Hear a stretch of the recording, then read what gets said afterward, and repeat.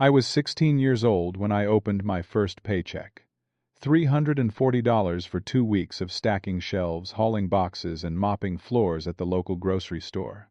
I remember holding that envelope in my hands, feeling like I had finally earned something that was mine. But before I could even dream about what to do with it, my father demanded I hand it over. 85% of it gone, just like that. I thought it was temporary. I thought I was helping the family. I was wrong about everything. Before I tell you how this destroyed my family and changed my life forever, let me know where you are watching from in the comments below. Hit that like button and subscribe, because this story gets darker than you might expect. Now let me take you back to where it all started. Growing up in a small Midwestern town, life was never easy for our family. My mother died in a car accident when I was 12 years old. One minute she was driving home from the supermarket, the next minute a drunk driver ran a red light and took her from us. After that it was just me, my father Frank, and my older brother Derek, who was 3 years ahead of me. Frank worked long shifts at the manufacturing plant on the edge of town, coming home exhausted with grease under his fingernails and a permanent scowl on his face. The money was never quite enough, but we got by. Derek was always the favorite. Even before Mom died, he could do no wrong in my father's eyes. When Derek brought home bad grades, it was the teacher's fault. When Derek wrecked the family car at 17, Dad blamed the weather. When Derek got suspended from school for fighting, Dad said the other kid deserved it. I learned early that Derek lived by different rules than I did. By the time I turned 16, I knew I needed to start working. Not because anyone forced me, but because I could see the writing on the wall. I wanted new sneakers for basketball. I wanted to save money for college. I wanted some control over my own life. So I walked into Morrison's grocery on Main Street and asked if they were hiring. The manager, a round-faced man named Mr. Patterson, looked me up and down and said I could start the following Monday. Those first few weeks of work were hard, but satisfying. I stocked shelves before school, worked the register after classes, and took on extra shifts on weekends. I learned how to arrange produce so it looked appealing, how to handle difficult customers with a smile, and how to clean the floors until they shined. The work made my back ache and my feet throb, but when that first paycheck came, I felt a surge of pride I had never experienced before. I rode my bike home that Friday afternoon, with the envelope tucked safely in my jacket pocket. I had plans, real plans. I was going to put $200 toward a savings account for college use. $100 for new basketball shoes I had been eyeing for months, and keep $40 for hanging out with friends. Simple dreams for a 16-year-old kid. But when I walked through the front door, Frank was sitting at the kitchen table waiting for me. He had that look on his face, the one that meant he had already made a decision and there would be no discussion about it. "Got your paycheck?" he asked, even though he already knew the answer. I pulled the envelope from my pocket, suddenly feeling protective of it. "Yeah, just got it. Hand it over." He held out his hand, palm up, like it was the most natural thing in the world. "What do you mean? You live in this house. You eat the food I buy. You use the electricity I pay for. It is time you contributed to this family. Give me the paycheck." I stood there, frozen. This was not how I imagined this moment going. "But Dad, I need to save for college. I need new shoes for basketball. I thought I could keep most of it, and give you some for rent or whatever." His face darkened. "You think you can negotiate with me? You are a kid living under my roof. The money goes to the family. Now hand it over before I lose my patience." My hands shook as I opened the envelope and pulled out the check. Frank snatched it from my fingers, endorsed it, and told me to get in the car. We drove to the bank in silence. He cashed it, counted out $290 for himself, and handed me back 2 20s and a 10. "That is your spending money," he said. "The rest goes toward household expenses. Your brother needs support right now. Family takes care of family." I wanted to argue. I wanted to scream. But I was 16 and he was my father, so I took the $50 and swallowed my rage. That night I lay in bed doing the math. If this was going to be the pattern, I would never save anything. At this rate, it would take me years to afford even community college. But I told myself it was temporary. Dad must really need the money. Things would get better. They did not get better. The next paycheck, the same thing happened. And the one after that. Frank took 85% every single time.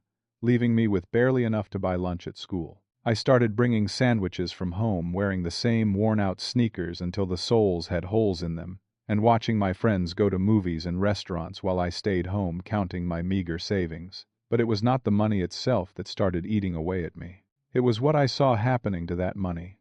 About 6 weeks into my job, I came home early from school one day. I had finished a test quickly, and the teacher let me leave.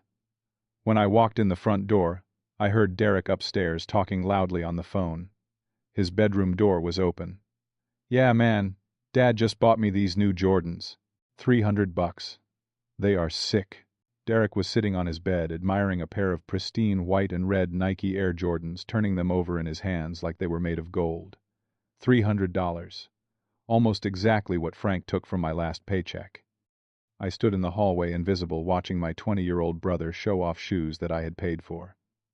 Derek had dropped out of community college after one semester, claiming it was not for him. He had been living at home ever since, sleeping until noon, playing video games until 3 in the morning, and going out with his friends whenever he felt like it. He had no job, no responsibilities, no plans, and he was wearing my money on his feet. I did not confront anyone that day. I was still trying to convince myself there was a reasonable explanation. Maybe Dad had saved up. Maybe those shoes were on sale. Maybe I was seeing things that were not there. But over the next few months, the pattern became impossible to ignore. Derek's closet filled up with new clothes. Brand-name jeans, expensive hoodies, designer jackets. His room accumulated new electronics. A PlayStation. A flat-screen television. A high-end laptop. Meanwhile, I was wearing jeans with patches on the knees and using a phone so old it barely held a charge.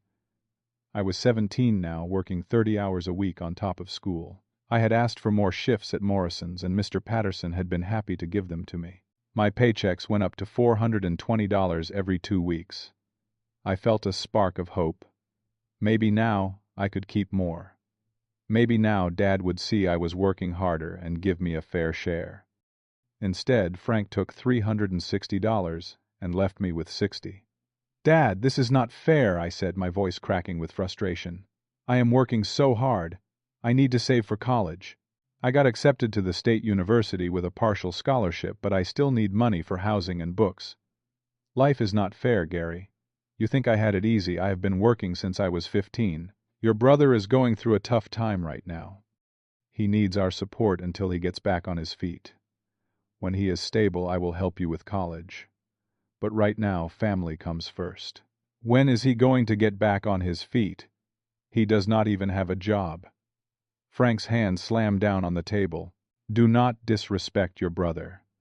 He is looking for the right opportunity. Not everyone wants to work at a grocery store their whole life. Derek has ambitions." "What ambitions?" "Sleeping and playing video games." The slap came so fast I did not see it coming.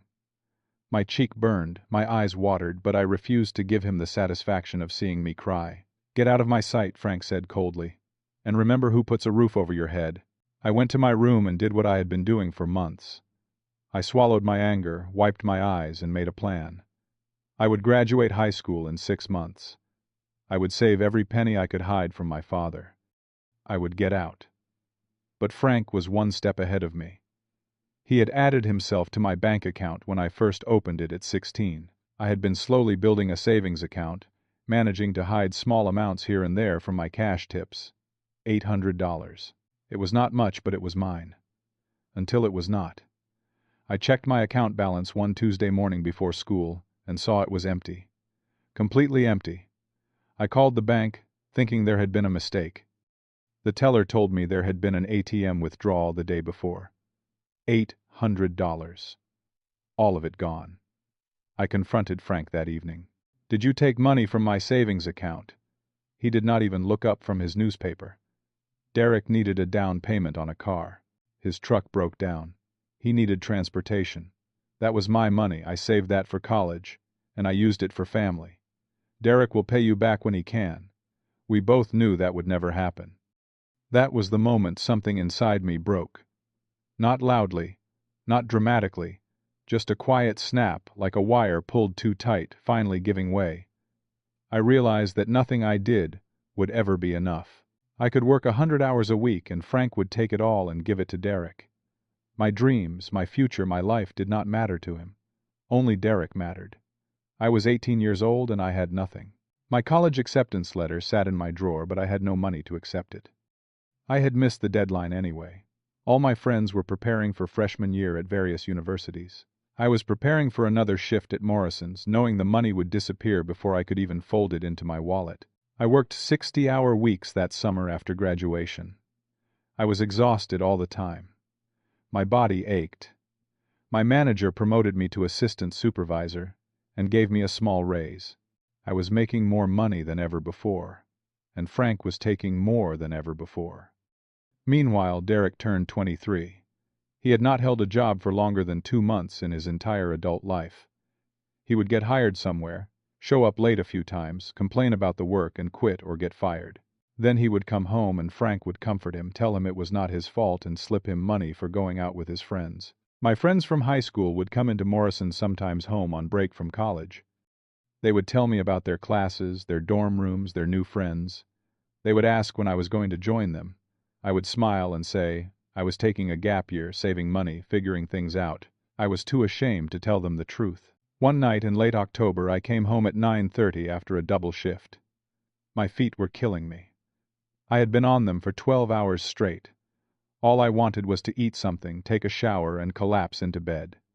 Instead, I walked into the living room and found Derek showing off vacation photos on his phone to his girlfriend, a girl named Stephanie, who had been coming around for a few weeks. "Yeah, babe, Vegas was incredible. The shows, the casinos, the clubs. Dad totally hooked me up. Paid for the whole trip." Derek was grinning, swiping through pictures of himself poolside at some fancy hotel holding expensive-looking cocktails. I stood in the doorway, still in my work uniform that smelled like cleaning solution and deli meat. Derek glanced up, saw me, and smirked. "Hey, Gary. Still slaving away at the grocery store. Man, you work so hard. Must be nice to have such a dedicated brother, right, babe?" Stephanie giggled. She had no idea. None of them did. Something in my chest tightened. My hands clenched into fists. I looked at Derek. Really looked at him. 23 years old. Never paid a bill in his life. Never gone without anything. Living like a king on money I earned while I wore shoes with holes in them. Frank walked in from the kitchen carrying a beer. "Gary, you are home." "Good. I need $350 from your next paycheck. Derek needs new tires for his car." That was it. That was the moment. "No." The room went silent. Frank turned slowly to look at me. "What did you say?" "I said no. I am not giving you any more money." Derek laughed. "Dude, you do not get to say no." I ignored him and looked straight at Frank. "I have been working for 4 years. I have given you tens of thousands of dollars. I have watched you hand it all to Derek while he does nothing. I have sacrificed my education, my future, everything. And I am done." Frank's face turned red. "You live in my house. You follow my rules. Then I will not live in your house anymore. You are being dramatic. You cannot survive on your own. Watch me." Derek stood up, still smirking. "This is hilarious. Where are you going to go, Gary? You have no money." "Oh, wait, I know where your money is." He gestured to his new clothes, his new phone. "Thanks for the vacation, by the way." I looked at Derek, and for the first time I did not feel anger.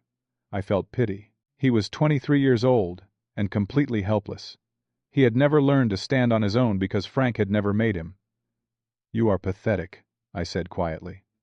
"You are a grown man living off your little brother's paychecks. You should be ashamed of yourself." Derek's smirk faded. "What did you just say to me?" "You heard me. You are a parasite, and I am done feeding you." Frank stepped forward. "Gary, if you walk out that door, you are not welcome back. I am serious." Good. I was leaving anyway.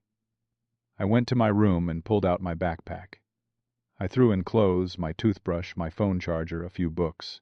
Everything I owned fit in one bag. That was how little I had after 4 years of working my tail off. When I came back downstairs, Frank was standing by the door with his arms crossed. "You will be back in a week begging for forgiveness." "No, I will not." Derek called from the couch. "Good luck surviving, loser. You are going to fail so hard." I looked at both of them one last time. My father, who had chosen to enable one son while exploiting the other. My brother, who had never once said thank you for the life I had funded for him. Goodbye. I walked out the door and did not look back. The first few weeks were brutal.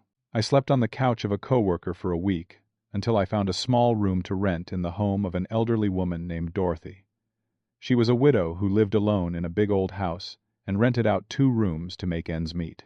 The room was tiny, barely big enough for a bed and a dresser, and we shared a bathroom down the hall. But it was mine.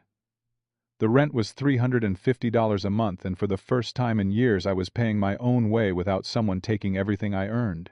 For the first month, I lived on ramen noodles and peanut butter sandwiches. I could not afford anything else.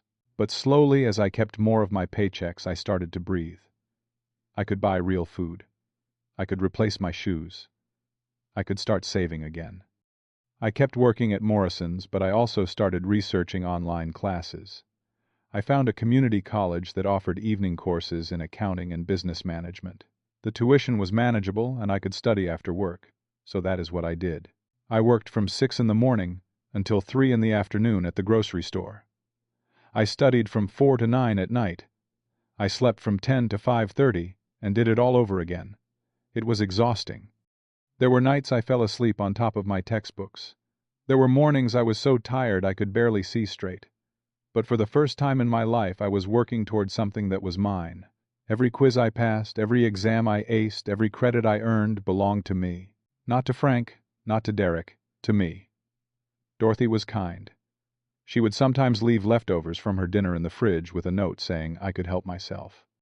She never asked questions about my family or why a 20-year-old was living in her spare room.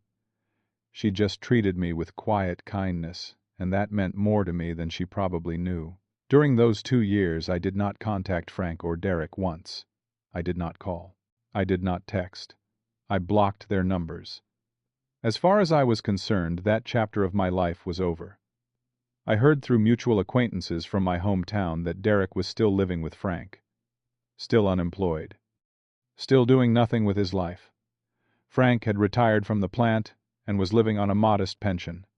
Without my income, they were struggling. Part of me felt guilty. A small part. But mostly, I felt free. By the time I was 22, I had completed my certification in accounting. I applied for positions at every firm within 50 miles and landed an entry-level job at a small accounting office. The pay was $45,000 a year. To me, it felt like winning the lottery. I was making more money than I ever had, and every single dollar of it was mine to keep. I worked harder than anyone else in that office. I stayed late. I took on extra clients. I learned everything I could. My boss, a sharp woman named Mrs. Harrison, noticed. Within a year, she promoted me to senior accountant. My salary jumped to $60,000. By the time I was 25, I had been recruited by a larger firm. They offered me $75,000 a year to be their lead accountant. I accepted immediately. I was making more money than my father had ever made in his entire career at the plant, and I had done it all on my own. I bought a small house in a decent neighborhood. Nothing fancy. 2 bedrooms, 1 bathroom, a little yard. But it was mine. I had saved for the down payment myself. I made the mortgage payments myself. I furnished it myself. Every single thing in that house I had earned. I met Amanda at a work conference when I was 27. She was smart, funny, and kind.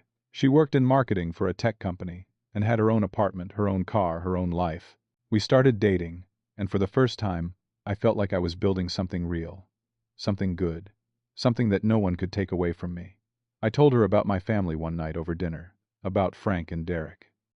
About the years of having my paychecks stolen, about being kicked out for refusing to fund my brother's laziness. She listened without interrupting, and when I finished, she reached across the table and squeezed my hand. "You are the strongest person I know," she said. I did not feel strong. I felt tired. But I also felt proud. Proud that I had survived. Proud that I had built a life despite everything. Years passed. I heard less and less about Frank and Derek. The old acquaintances who used to give me updates had moved away or lost touch. I did not seek out information. I did not care. That part of my life was over, until one Saturday morning when I was 29 years old. Amanda and I were having coffee in my kitchen planning our day when the doorbell rang. It was unusual. I was not expecting anyone. I set down my mug and walked to the front door, looking through the peephole. My stomach dropped. Frank and Derek stood on my porch. Frank looked old. His hair had gone completely gray. His shoulders were hunched. The lines on his face had deepened into canyons. Derek looked thinner, his clothes shabby, his face tired. They both looked like men who had been beaten down by life. I considered not opening the door. I considered pretending I was not home. But something made me turn the lock and pull the door open. Gary. Frank's voice was softer than I remembered. Son, it has been a long time. What do you want? Derek shifted uncomfortably, looking at his shoes. The arrogant smirk I remembered was gone. Can we come in? Frank asked. Just for a few minutes. We need to talk to you. I glanced back at Amanda, who was watching from the kitchen doorway. She gave me a small nod. I stepped aside and let them in. They sat on my couch, looking around at my home.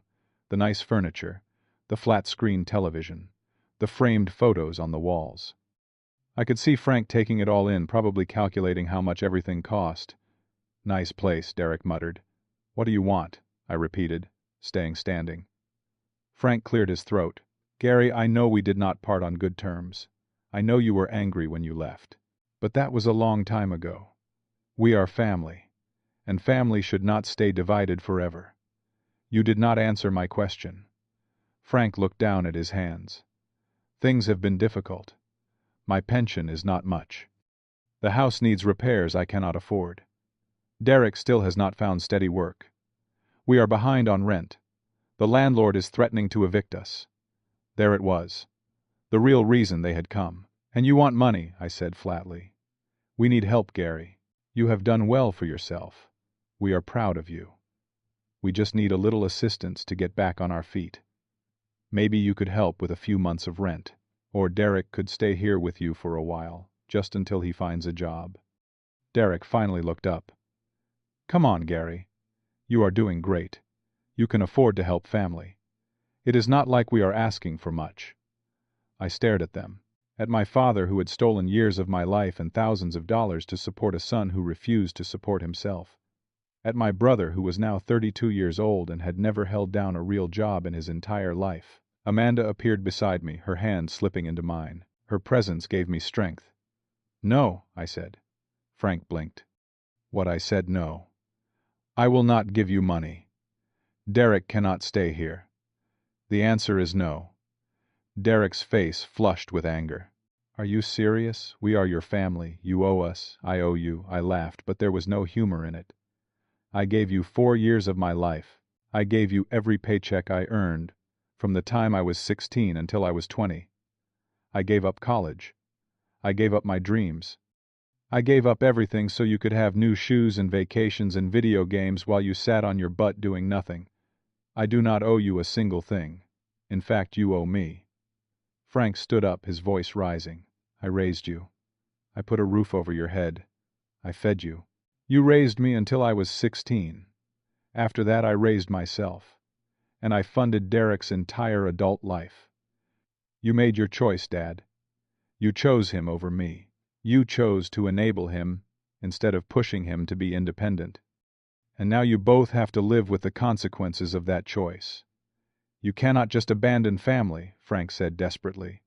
You abandoned me first. You just did not notice, because you were too busy taking my money. Derek jumped up from the couch. You are such a selfish jerk. You always thought you were better than us. I do not think I am better than you, Derek. I just refuse to carry you anymore.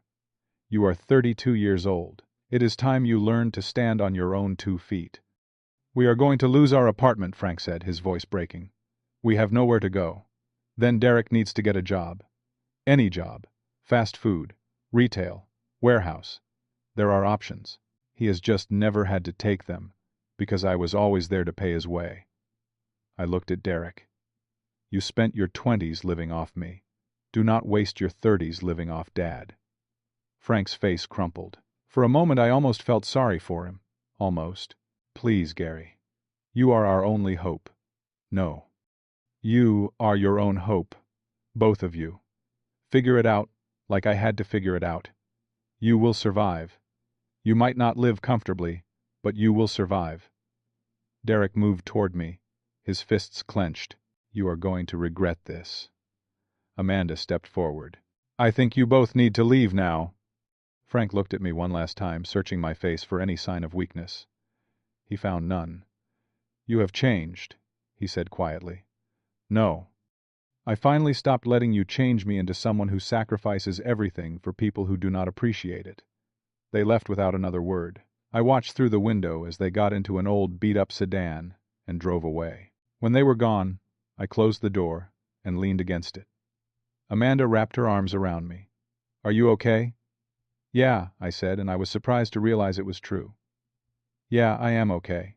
That night, I did not feel guilty. I did not feel cruel. I felt relief. Relief that I had finally truly closed that chapter of my life. Relief that I had stood my ground. Relief that I had chosen myself for once. I never heard from Frank or Derek again after that day. No calls, no texts, no more surprise visits. For a while I would tense up whenever the doorbell rang, expecting them to come back with more demands. But they never did. Through old friends who still lived in my hometown, I eventually heard what happened to them. Frank and Derek did get evicted from their apartment. They had to move into a smaller place on the rough side of town. The pension did not stretch as far as Frank had hoped. Derek finally got a job. It was part-time at a warehouse, loading trucks. Nothing glamorous, nothing easy. But it was work. Apparently facing homelessness was the wake-up call he needed. I did not take satisfaction in their struggles. But I did not feel guilty, either. They were adults. They had made choices. Now they were living with those choices just like I had lived with mine. Amanda and I got married a year after that confrontation. It was a small ceremony, just close friends and a few co-workers. I did not invite Frank or Derek. I did not send them announcements. They were not part of my life anymore, and I was at peace with that. On my wedding day, as I stood at the altar watching Amanda walk toward me, I thought about family. The word that Frank had thrown at me like a weapon. Family is supposed to take care of each other. Family is supposed to sacrifice. But I realized that day that family is not just about blood. It is not about obligation. It is about the people who show up for you when it matters. The people who support your dreams instead of stealing them. The people who lift you up instead of dragging you down. Dorothy, my elderly landlord who had given me a safe place to land when I had nowhere to go, was at my wedding. Mr. Patterson, my old boss from Morrison's who had given a desperate 16-year-old kid a chance, was there. Mrs. Harrison, who had seen potential in me and helped me build my career, was there. Amanda's family, who had welcomed me with open arms, was there. That was my real family. Not the people I shared DNA with. The people who actually cared about me as a person, not as a paycheck. In the years that followed, I continued to build my life. Amanda and I bought a bigger house. I got promoted to partner at my firm. We traveled. We made friends. We built a life that was stable and happy and ours. Sometimes, late at night, I would think about those years between 16 and 20. The years I lost to Frank's demands and Derek's laziness.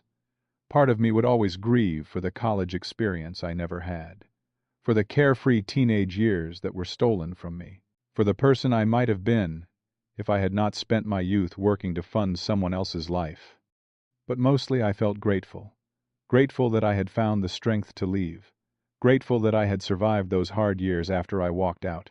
Grateful that I had built something good from nothing. I learned something important through all of it. Something that took me years to truly understand. Helping people is not the same as enabling them. Giving someone a hand up is different from letting them stand on your back forever. Sometimes the kindest thing you can do for someone is to let them face the consequences of their choices, because only then do they have the chance to grow. Frank never learned that lesson. He spent his whole life protecting Derek from reality, and in doing so he crippled him. He thought he was being a good father. He thought he was showing love. But what he actually did was create a man who could not function on his own. I often wondered if Frank ever realized what he had done. If he ever lay awake at night thinking about the son he drove away, if he ever regretted choosing one child over the other, I would never know. And eventually I stopped wondering. My life moved forward. I became the person I was meant to be, not because of my family, but in spite of them. Amanda and I started talking about having kids of our own. When that happened, I promised myself I would do things differently. I would teach them the value of hard work, but I would not exploit their labor. I would encourage them to help each other, but I would not force one to sacrifice everything for the other. I would love them equally, not play favorites. I would break the cycle that Frank had created. One day, about 5 years after that doorstep confrontation, I was leaving my office when I saw an older man across the street. For a moment I thought it was Frank. Same build, same gray hair, same hunched posture. My heart jumped into my throat. But when the man turned around, it was a stranger. I exhaled slowly, surprised by my own reaction. I realized then that I was not as over it as I thought. There was still a small part of me that carried that hurt, that wondered what it would have been like to have a father who supported me instead of used me, that wished things could have been different, but I also knew I had made the right choice. Protecting myself was not selfish. Setting boundaries was not cruel. Walking away from toxicity was not abandonment. It was survival. And not just survival, but the foundation for thriving. I got in my car and drove home to Amanda, to our house, to the life we had built together. And I felt something I had not felt in my childhood home for a very long time. I felt peace. So here is what I want to leave you with. If you are in a situation where someone is taking advantage of you, where family or friends are draining you dry and giving nothing back, know this: you are allowed to say no. You are allowed to protect yourself. You are allowed to walk away. It does not make you a bad person. It makes you a person who values themselves enough to demand respect. And sometimes the people who accuse you of not caring about family are really just upset that you stopped letting them exploit you. Build your own family. Find your own people. Create your own peace. Because at the end of the day, you cannot save someone who does not want to be saved. And you should not destroy yourself trying. Have you ever had to walk away from family because they were draining you? Have you ever been in a position where you had to choose between helping someone and protecting yourself? Drop your story in the comments below. I would love to hear how you handled it. And if this story resonated with you, hit that like button, subscribe to the channel, and share this video with someone who might need to hear it. Your support means everything and helps me continue sharing these real-life experiences. Thank you for listening to my story. I hope it gave you something to think about. Take care of yourselves out there, and remember that choosing yourself is not selfish. It is necessary. Until next time.